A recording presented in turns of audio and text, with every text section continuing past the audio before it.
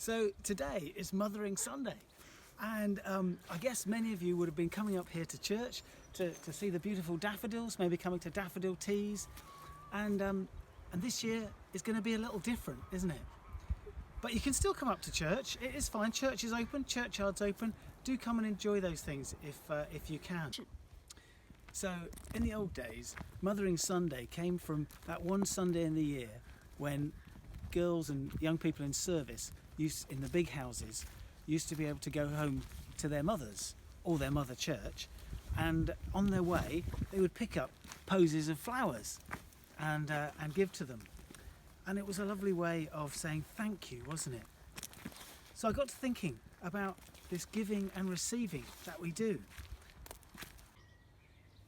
So this giving and receiving, you know, we love to buy gifts or to make gifts for our mums, don't we? Or for someone to say thank you, to show that we love them.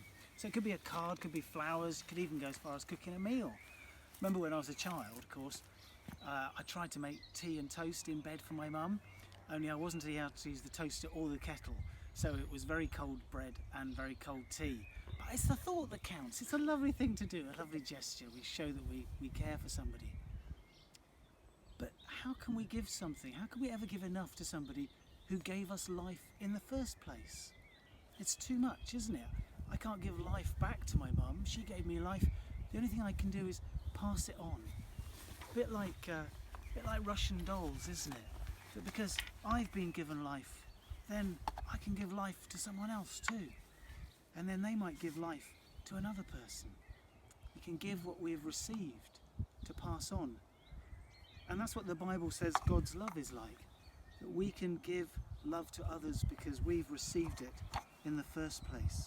We have God's love in our hearts. We love because God first loved us. So, two thoughts. Firstly, outwardly and actions.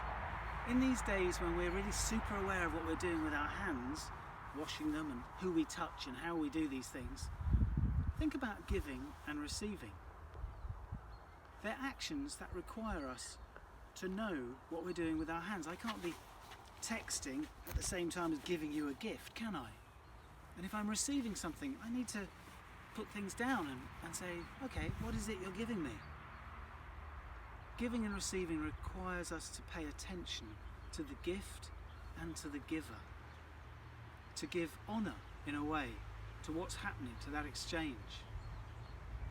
And I just think that when we offer somebody help in the weeks ahead, as we say, oh, can I take your post for you? Can I make a friendly phone call? Can I pick up anything else? Sorry, lorry going by.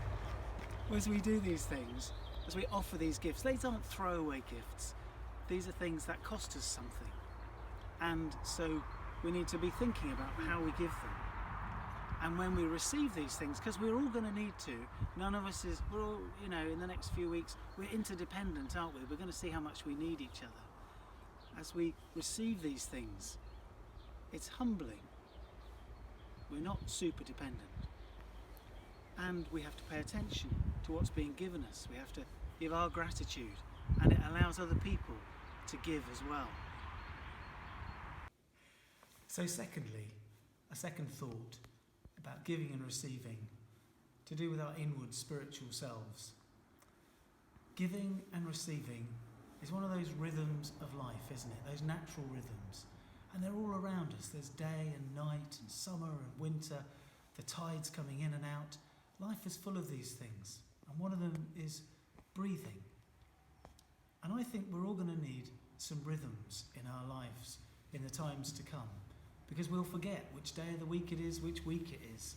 We'll forget because we haven't got other events to tell us these things are happening. I think we're going to need rhythms and routines for getting up in the morning at the same time and trying to keep to regular meal times. I think we're going to need rhythms of when we rest as well as when we work. We need rhythms of how much we watch the news, because they're going to keep producing news all the time. And I don't think that would be good for us. Let's just watch it at a certain time, or screen time, or social media time. Let's have rhythms of these things and routines. They're going to really help us. And we need spiritual rhythms.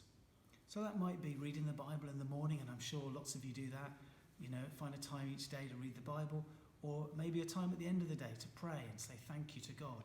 There are amazing things going on, aren't there, at the moment, to give thanks for. Our nursing staff, our teachers, so many people working in the shops. They really need our thanks and our prayers. But it might be you just find 10 minutes to just find some peace amidst all the noise and talking that's going on, and maybe the noise in the house if you've got children at home. You're going to need some time and space. So here's a little exercise that you can do in 10 minutes just to try and give you some centering. And it focuses on your breathing and on your hands, actually. So find a nice comfortable place to sit and try and clear your mind a little. And then as you breathe out, focus on your breathing to breathe out. Focus on your breathing to breathe in. And as you breathe out, try and let go of all the stresses and the worries, all the anxieties and all the bad things, any guilt you might feel. Breathe it out and let it go. Give it away.